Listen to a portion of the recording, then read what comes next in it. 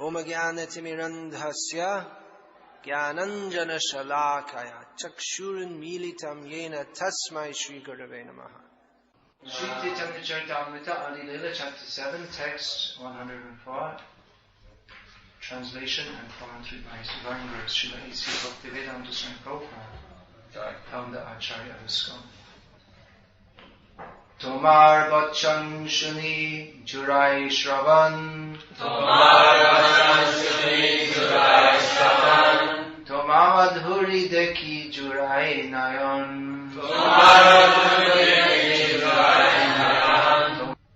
Dear Chaitanya Mahaprabhu, they said, they means the Mayavadi sannyasis. Dear Chaitanya Mahaprabhu, they said, to tell you the truth, we are greatly pleased to hear your words. And furthermore, your bodily features are so pleasing that we feel extraordinary satisfaction in seeing you. Purport in the Shastras, it is said, Atah Shri Krishna Namadi Nabhaved Grahyam Indriyai Sevon Mukhe Hi Jivado Srayameva Spuratyadaha. One cannot understand the Supreme Personality of Godhead or His name, formal qualities or paraphernalia. But if one renders service unto Him, the Lord reveals Himself. Here one can see the effect of the Mayavadi sannyasis' service toward Narayana, because they offered a little respect to Sri Chaitanya Mahaprabhu and because they were pious and actually followed the austere rules and regulations of sannyas. They had some understanding of Vedanta philosophy, and by the grace of Lord Chaitanya Mahaprabhu they could appreciate that he was none other than the Supreme Personality of Godhead, who is endowed with all six opulences. One of these opulences is His beauty. By His extraordinarily beautiful bodily features, the Mayavadi sannyasis recognized Sri Chaitanya Mahaprabhu as Narayana himself. He was not a farcical Narayana like the Daridra Narayanas invented by so-called sannyasis. From these narrations given in scripture, many, many points to be learned and understood. This story so far, in brief, goes that Chaitanya Mahaprabhu, returning from Vrindavan to Puri, going through Varanasi, was dancing and chanting in the streets of Varanasi, which is now, was at that time also a great center of Mayavada, big hangout for Mayavadis and Buddhists also. So Chaitanya Mahaprabhu was there, sannyasi, and he was dancing and chanting in the streets with anyone who wanted to come, which meant most of the population of the city except the Mayavadi sannyasis, who were also not a small number. Prakashananda Saraswati was their leader, and there were 60,000 of them. It was a big group. But they didn't like what he was doing at all. Why sannyasi is supposed to be very grave. Study Vedanta Sutra. He should study the Vedanta Sutra and be very austere. And especially because sannyasis in the Shankara Sampradaya or the Mayavada Sampradaya, they must come from the Brahmin caste. If you want to be, according to their understanding, if you want to be liberated and merge into the impersonal Brahman, the first condition you have to be born in a Brahmin family. That's their idea. And then you can take sannyas. And then you can consider yourself Narayana. This is their idea. So Chaitanya Mahaprabhu was a sannyasi. They accepted that. He was born in a Brahmin family. From their point of view. He was an ordinary person born in a Brahmin family. And he had taken sannyas from a Bharati sannyasi, one of the accepted Mayavad sampradayas. Chaitanya Mahaprabhu took sannyas, apparently from Mayavadi. Of course, he also initiated him first of all as a Vaisnava and then went through his pastime of taking initiation from him. But despite their idea, the Mayavadi sannyasis, that all is one, one is all, I am you and you are me and we are all together in the modern version, they have this caste pride. So they don't like to mix with low caste people. But Chaitanya Mahaprabhu mixed with everybody. In the streets, singing and dancing. So they were criticizing him so much. Who is this? Supposed to be a sannyasi. What is he doing? So they were accustomed to criticize Chaitanya Mahaprabhu. But the stage was set for a showdown. When one Maharashtrian Brahmana, this Maharashtrian Brahmana appears, is some significant role in Chaitanya Charitamrita. His name is never given, it's just Maharashtrian Brahmana, that's all. So he invited Chaitanya Mahaprabhu. Chaitanya Mahaprabhu had a policy that he would never eat with Mayavadi sannyasis, because who you eat with, it affects your association. He was very strict. He didn't like to eat with them. He didn't associate with them at all. And that made them more upset. That here we are, we're all sannyasis. He's not associating with us. He's not coming and offering respects to our leader, Prakashananda, who is very critical of Chaitanya Mahaprabhu. So Chaitanya Mahaprabhu, he would take meals in the house of Tapan Mishra, who was a Brahmana, who he had sent from Bengal before he took sannyasa. When Chaitanya Mahaprabhu was traveling in East Bengal, he met Tapan Mishra, who was confused about the goal of life and how to attain it. So Chaitanya Mahaprabhu said, chant Hare Krishna. Hare Nama, Hare Nama, Hare Nama, Eva Kevalam, Kalo Nasjeva, Nasjeva, Nasjeva, Gati Aranyata. Specifically told him to chant the Hare Krishna Mahamantra. So Tapan Mishra said, this is wonderful. Now I'd like to live with you forever. Chaitanya Mahaprabhu said, no. Go to Varanasi. I'll meet you there. This was Chaitanya Mahaprabhu. He just got married for the first time. And he was yet to get married for the second time and take sannyas. But already it seems he had the plan, because he told him, go there. I'll meet you there. So he was there. But there were very few Vaishnavas there. Tapan Mishra was thinking, look, what a horrible place Chaitanya Mahaprabhu sent to, even though it's a famous holy place on the bank of the Ganga. But it's not very much appreciated by Vaishnavas, because everywhere there's simply talk of the impersonal Brahman. But Chaitanya Mahaprabhu sent him there because he had some special service to do, and Chaitanya Mahaprabhu stayed there for 1 month and gave his association to the few devotees who were there. And of course he chanted and danced with everyone, but he had very few inner devotees, because that was a place of Mayavada. So he was taking meals in the house of Tapan Mishra. That's also very interesting, because when he was in Puri, Sarvabhauma Bhattacharya invited, you come and take with me meals 1 month in my house. Chaitanya Mahaprabhu said, no, it's not the duty of a sannyasi. I'm not going to take meals in your house. I'll take meals in your house for 1 day only. So there's some bargaining, just like in the market in India. The shopkeeper will say, these vegetables are 20 rupees a kilo, and then they say, no, it's only 10 rupees, and they'll come to some midpoint. Okay, 15 rupees. So like that, Sarvabhauma Bhattacharya was saying, 30 days, Chaitanya Mahaprabhu said 1 day, and they fixed 5 days. That was the maximum. He didn't stay any more time. He refused. He said, it's not my duty as a sannyasi to always take in your home. But when he came to Tapan Mishra, when he came to Varanasi, then he took in Tapan Mishra's home every day, because there was no other Vaishnava to take from. Of course, he could have taken in the home of Chandrasekhar, but because the Brahmin, Tapan Mishra was from Brahmin caste, so Brahmins at home, they're worshipping Shamagram Shiva, so they want to take prasad. So he would generally take in the home of Brahmins. So he was not mixing with the Mayavadis, and definitely wasn't going to eat with them. And the Maharashtrian Brahmin knew this, but at the same time he was very upset that everywhere we go, we hear these Mayavadi sannyasis are criticizing Lord Chaitanya, and it must have created some confusion in the minds of the people there, because they were so much attracted to Lord Chaitanya. Wherever he would go to take bath at the Ganga, crowds of people would gather around him, attracted by his beautiful bodily features. He would raise his long arms, which reached down to his knees. He would raise them in the air and call out to everyone, chant, Hari, Hari, and all the people would join with chanting. So people were attracted to him, but at the same time they respected the sannyasis, very highly respected people. Sannyasis were very critical. So the Maharashtrian Brahmin, he was very upset that these 3 devotees, Chaitanya Mahaprabhu had in Varanasi, the Maharashtrian Brahmin, Chandrasekhar, the writer, the scribe, and Tapan Mishra. So they were very upset. Always hearing this criticism, what to do.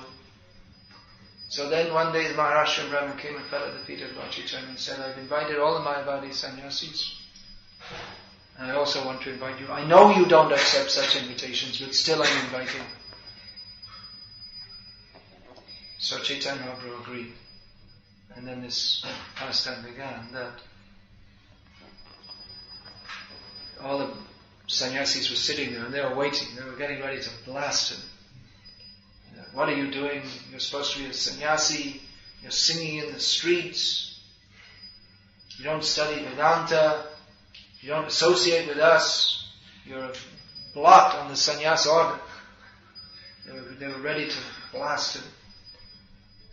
But then Chaitanya Mahaprabhu came in and he washed his feet. That's a custom in India, that people wash their feet because they go bare feet in the dusty road. So they wash their feet before they come.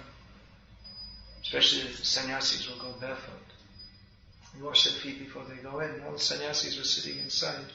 But Chaitanya Mahaprabhu sat in that place, which is apavitra. That's impure, because that's where people wash their feet.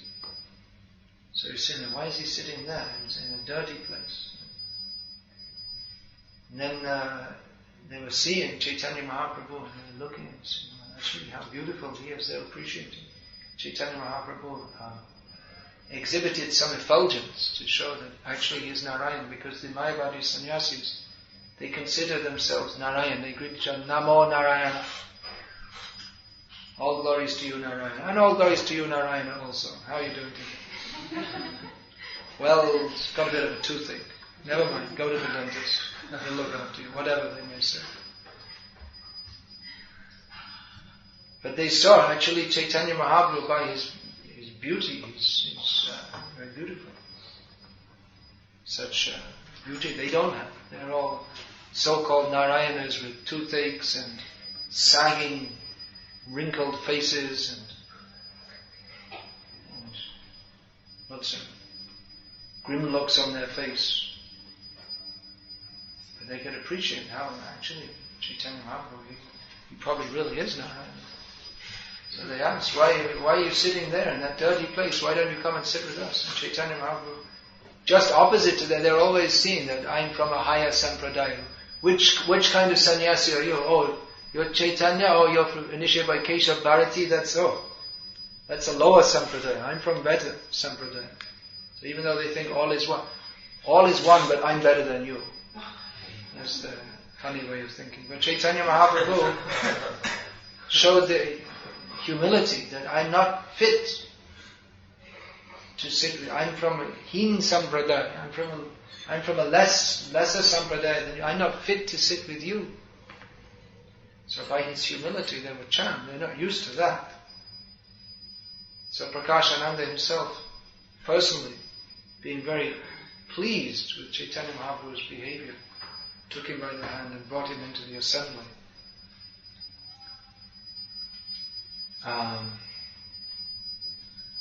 Then there was some discussion, but they'd become a little humble, which was now by appreciating Chaitanya Mahaprabhu's beauty and by that little service Prakashananda Saraswati did of taking Chaitanya Mahaprabhu by the hand, offering him respect, sitting him in the assembly. Chaitanya Mahaprabhu counted that he's done some devotional service, because such people, they're so unlikely to do devotional service. And Chaitanya Mahaprabhu is the ocean of mercy. He wants to deliver everyone.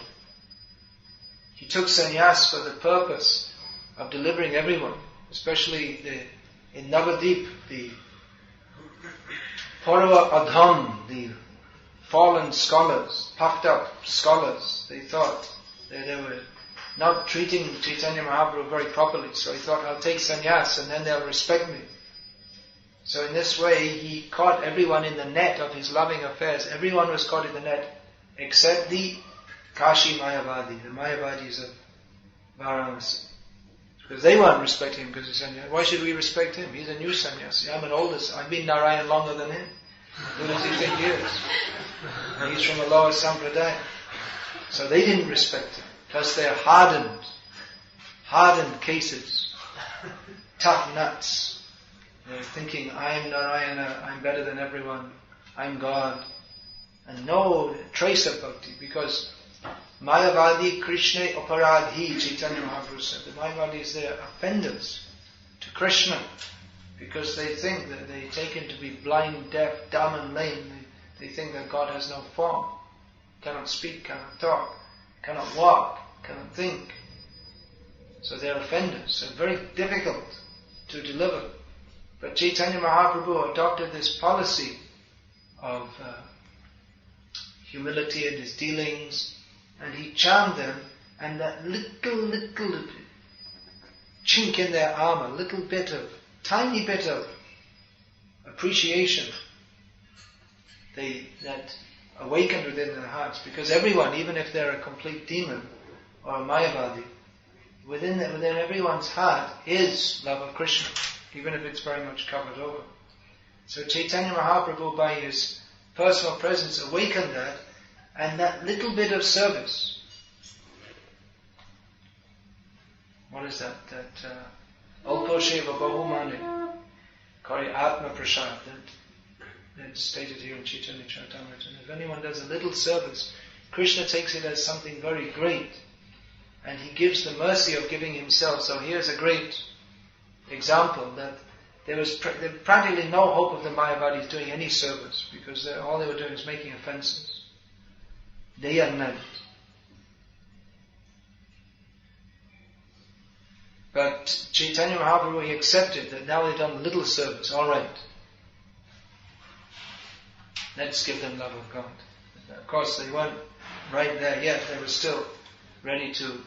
They were not so aggressive as they might have been, but still they challenged him, even though they were respecting him. Their minds were a little changed, but still they asked him that. They directly asked him that, why are you associating with all these low-class people? Why are you not studying Vedanta? Why are you singing in the streets? So they directly challenged him, but they were a little humble and ready to listen. Otherwise they weren't ready to listen. They were sure our position is correct.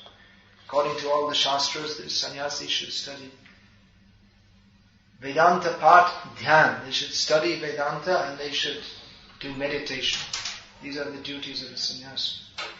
So Chaitanya Mahaprabhu, by his behavior, he softened them up a little bit, so much so they could listen to him. And then he spoke with them. And actually, on one side, although they had they'd made so many offenses, on the other hand, they were very pious, because they were living in a holy place, regularly bathing in the Ganga, studying Vedanta, which is a pious activity. Of course, it's impious to study Vedanta and come to a Mayavad conclusion. But there's some piety just even in chanting and studying and following austerities. So there's some benefit from that. Even if one is making offenses, there's some benefit. Of course, that benefit one can never get the actual benefit of doing all these things unless he comes in contact with a pure devotee. Otherwise, it becomes a material pious benefit. That's why sometimes in the scriptures it's said that all these activities without Krishna consciousness, whether it's giving in charity or living in a holy place, performing austerities, taking sannyas, they're all actually useless without devotional service. Shrama eva hi kevalam. It all becomes useless.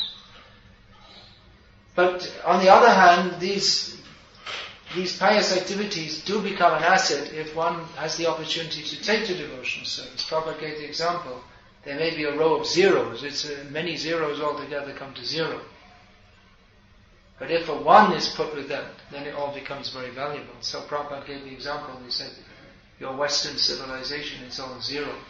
Your learning, your intelligence, your technological advancement. But if you put Krishna, the one substantive principle, in front of all of that, then it all becomes very valuable. If you have 100 zeros and it's all zero, but if you put a 1 at the beginning, it becomes a very big number.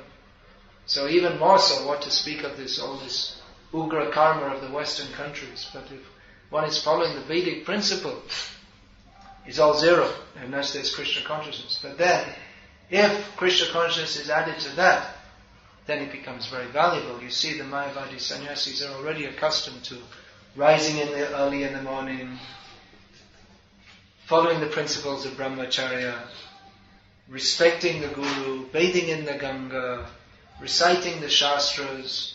These are all laudable activities if they're done in Krishna consciousness. If they're not done in Krishna consciousness, well, a miss is as good as a mile. You missed the point. But if you have that habit, then that becomes applied in Krishna consciousness. Bhakti yoga prayojitaha. If that's applied in Krishna consciousness, then it becomes very valuable. That's why we see, I was talking yesterday on Vaishnava culture and Vedic culture. If people are brought up in Vedic culture and then they get the association of a pure devotee and take up pure devotional service, then it becomes very easy for them to become Krishna conscious. That's what Prabhupada many times said. It's very easy for people born in India to become Krishna conscious because they're already, of course, times have changed and are changing, but in general people are accustomed to going to temples, associating with sadhus. At least previously people were accustomed to rising early in the morning and doing puja. So they already have a taste for that. Of course, it's often misled and they end up worshipping someone who's not God as God, and so it all becomes really completely useless, all these things, worse than useless. But if that training and that tendency is directed in the right way towards Krishna, then it's very easy for them to be Krishna conscious. They're already used to that. Those of us who are brought up in the Western countries, it's a complete change of life to take to Krishna consciousness. And sometimes you may find that very difficult. But if someone is brought up with the Vedic principles, then for them to rise early in the morning, it's not a very difficult thing. I remember one day, Atma Tapa Prabhu, you may not have heard of him. He was telling me that when he was arguing with the devotees when he first met them, you can imagine. So, but they said, well, you come and live with us at least for a few days. So he agreed, why not?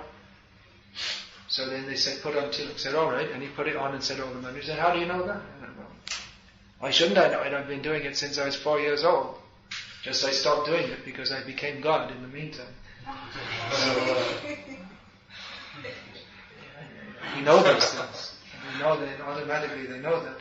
Even the Mayavadis, their piety is there. They're reciting the name of God. Because even the smartas, they'll recite, the name of Vishnu removes all sins. So they'll regularly chant the name of Vishnu.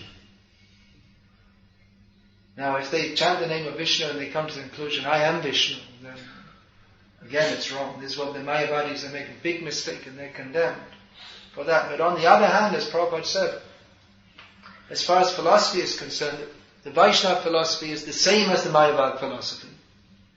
Did you hear that? Up to the point of liberation. Let's qualify that statement. Up to the point of liberation, it's the same philosophy and the same culture. Mayavadis and devotees, they all agree that we have to follow the Vedas. You see how Chaitanya Mahaprabhu is arguing with Mayavadis on point of understanding Vedanta Sutra, understanding the Vedas. So they both accept the Vedic knowledge is perfect. They both accept the name of Vishnu is purifying, delivers from sin. They all respect Ganga, Guru, Go, cows. So the culture is the same. And even the philosophy is the same up to the point of liberation. We all agree that we're not the body, we're spirit, soul. Human life is meant for understanding, spiritual knowledge. This is the purpose of human life. We're transmigrating from body to body to body in 8,400,000 species of life. So human life, atato brahma dignasa. Human life is meant for inquiring into the absolute truth. So both Mayavadis and devotees, they agree on all these things. The culture is the same and the preliminary stages of the philosophy are the same. So this atato brahma jignasa, this is the first verse of sutra, of Vedanta Sutra. But then the second, so Vaishnavas and Mayavadis, they agree on that. But then what is that Brahma? Kim tad Brahma kim adhyatma. Janmadhyasya yataha. The absolute truth is the source of all emanations. So Mayavadis and devotees, They also agree on that. But what is that Brahma?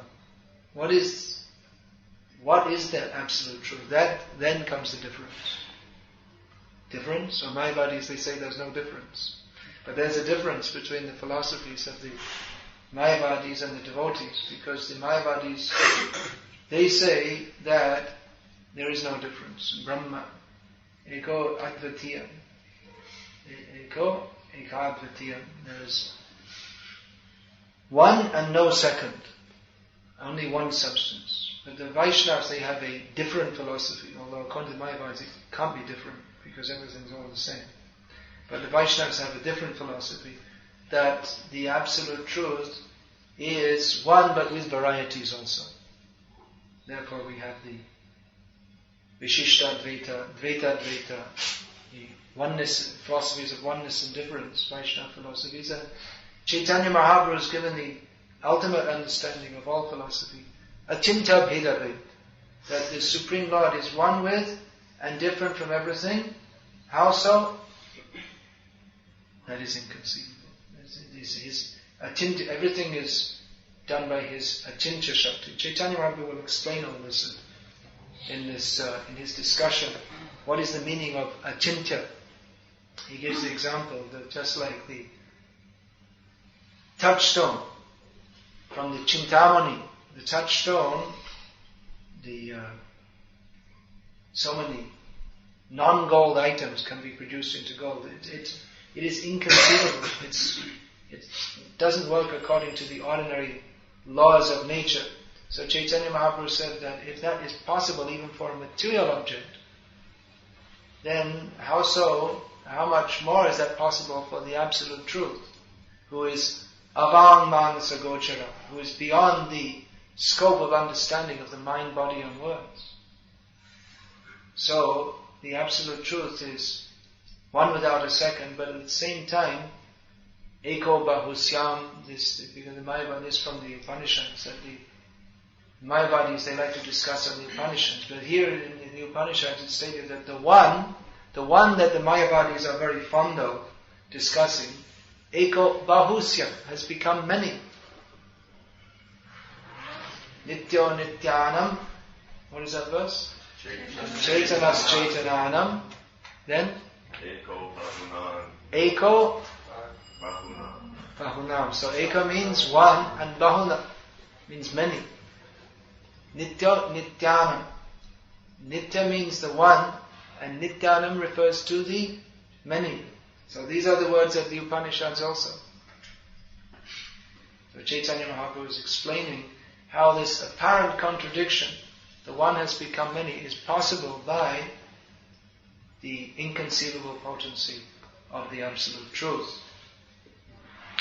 So Chaitanya Mahaprabhu is showing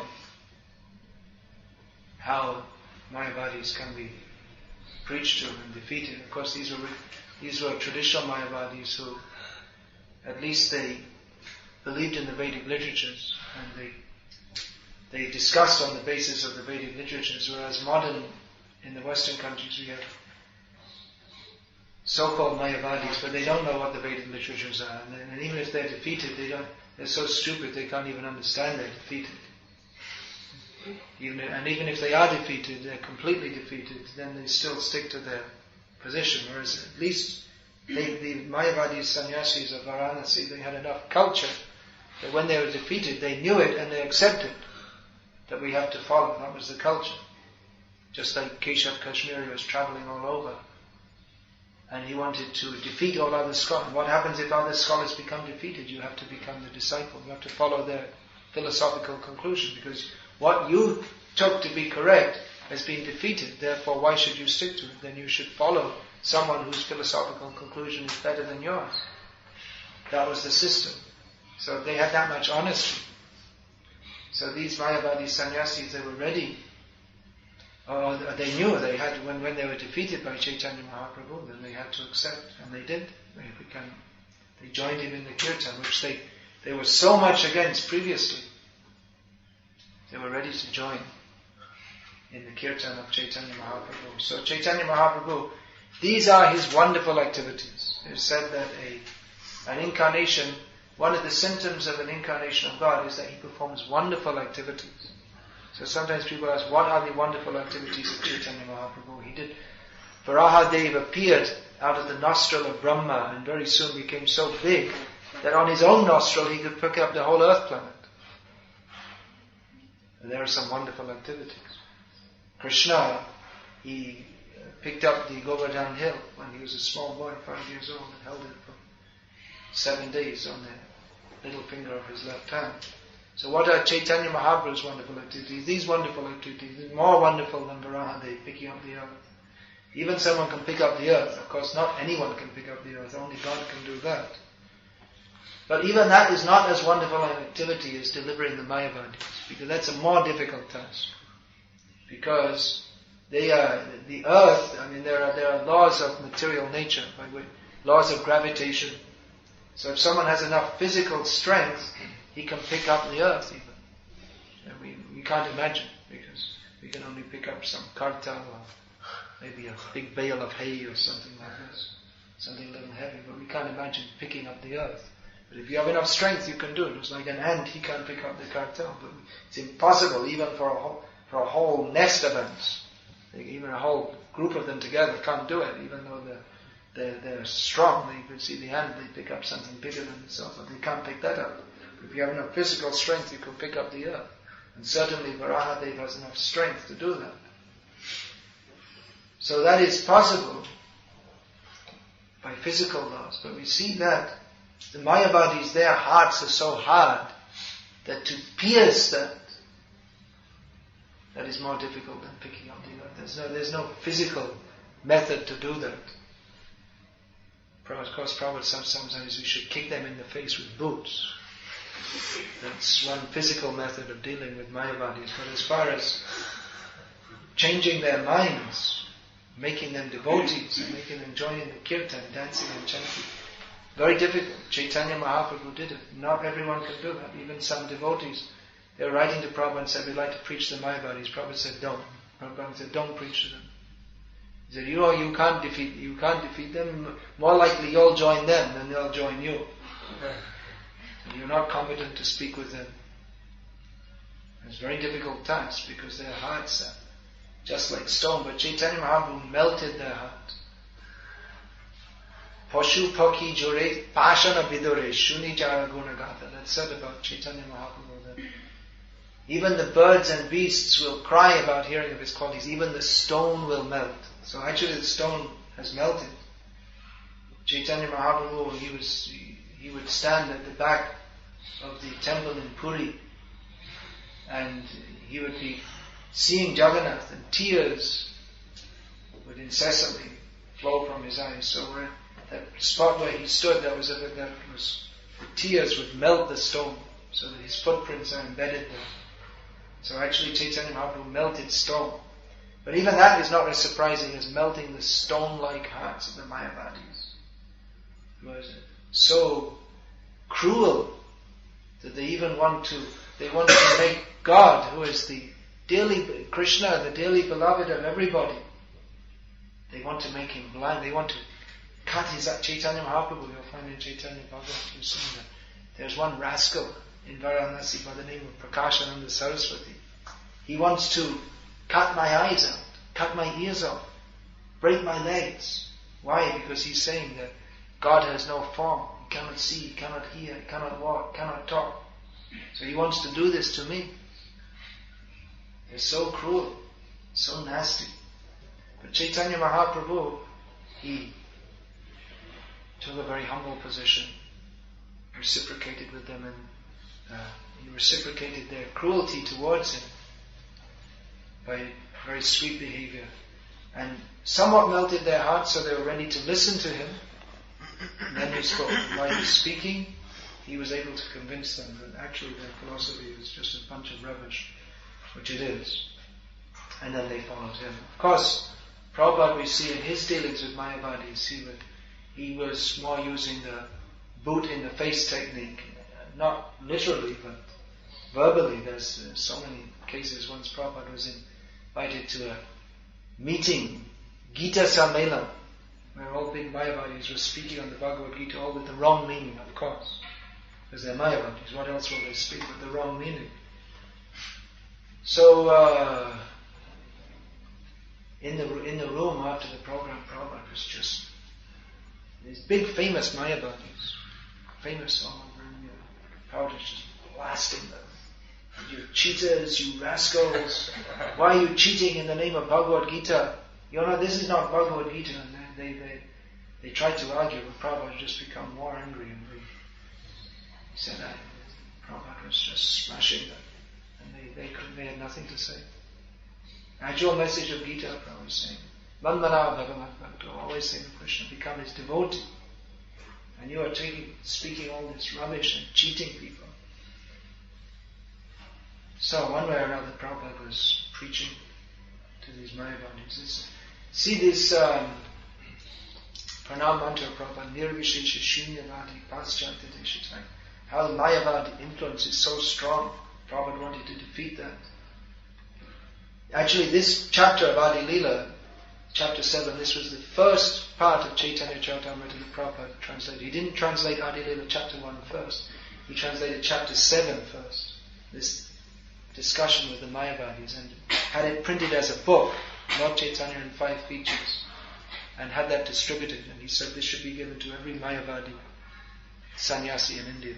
Now in BBT in Mumbai, they want to do that, print this and give this to every Mayavadi sannyasi. And probably we ever distributed. I remember when I first joined, we were distributing this. We're giving this book to people. Even we can't understand it. It's so complex. Prabhupada wanted it distributed. He took this very seriously to defeat the Mayavada philosophy. Yeah, very difficult to understand. I was reading this chapter many times before. What's it all about? It's very difficult. It's very difficult to understand. Very complex. They say everything is one, but it's very complex, oneness. If it's one, it's just one. Something that's a little complex inside. But something one, we should be able to understand. It's not many. It's not 1,563 trillion. It's one. It should be easy to understand. Their philosophy is very complex. And once a devotee asked Prabhupada, he's reading these things, he said, Prabhupada, I'm reading all this about Mayavada, but I don't understand it at all. Prabhupada said, that's good. If you understand, you're in trouble. It doesn't make any sense. So better we should understand the Vaishnava philosophy, which is Krishna's tu Bhagavan Swami, and distribute Prabhupada's books. Hare Krishna. Shri Krishna Chaitanya Mahaprabhu ki jai. Shri Chaitanya Charitamrita ki jai. Divine Grace Srila Prabhupada ki jai.